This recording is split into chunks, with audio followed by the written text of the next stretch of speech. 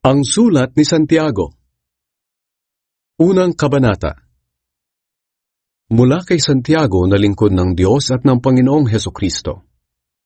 Mahal kong mga mananampalataya na nagsipangalat saan man sa mundo.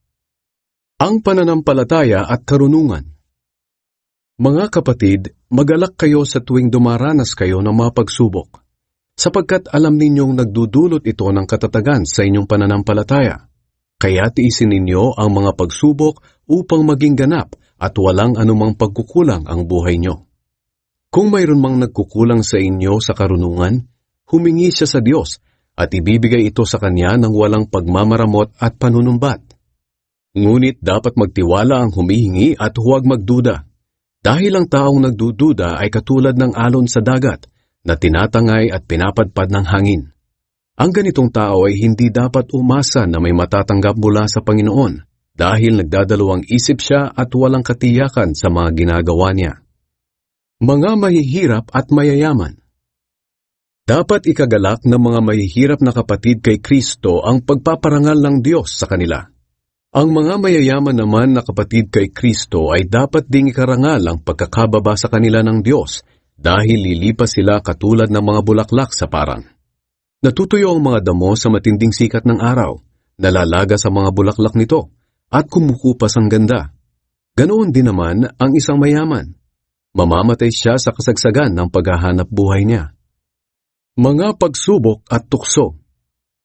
Mapalad ang taong nananatiling matatag sa kabila ng mga pagsubok, dahil pagkatapos niyang mapagtagumpayan ang mga ito, tatanggapin niya bilang gantimpala ang buhay na walang hanggan, na ipinangako ng Diyos sa mga nagmamahal sa Kanya.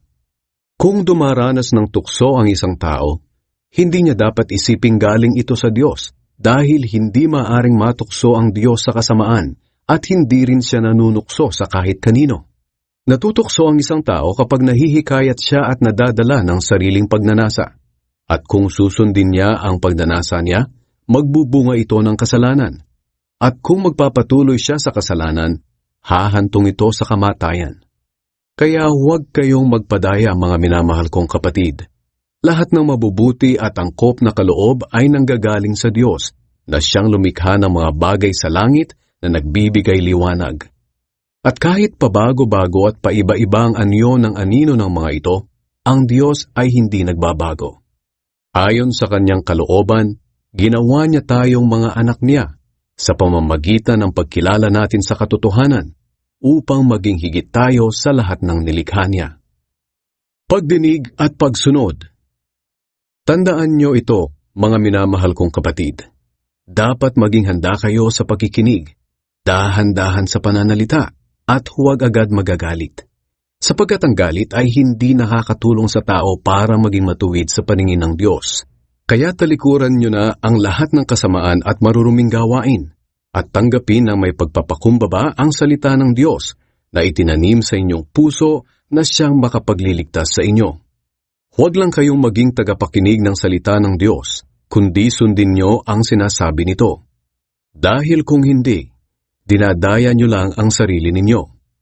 Dahil kung nakikinig lang ang isang tao sa salita ng Diyos, pero hindi naman niya tinutupad ang sinasabi nito, katulad siya ng isang taong tumitingin sa salamin, na pagkatapos makita ang sarili, ay umaalis at agad kinakalimutan ang ayos niya. Ngunit ang taong nagsasaliksik at tumutupad sa kautosang ganap na nagpapalaya at hindi tagapakinig lang na nakakalimot agad, ay ang taong pagpapalain ng Diyos sa mga ginagawa niya. Kung may nag-aakalang siya ay relihiyoso pero hindi naman magawang pigilan ang dila niya, walang silbi ang pagiging relihiyoso niya at niloloko lang niya ang kanyang sarili. Ang pagkarelihiyosong itinuturing na dalisay at walang kapintasan ng Diyos Ama ay ito: ang pagtulong sa mga ulila at mga biyuda sa kahirapan nila, at ang pagtalikod sa lahat ng kasamaan sa mundong ito.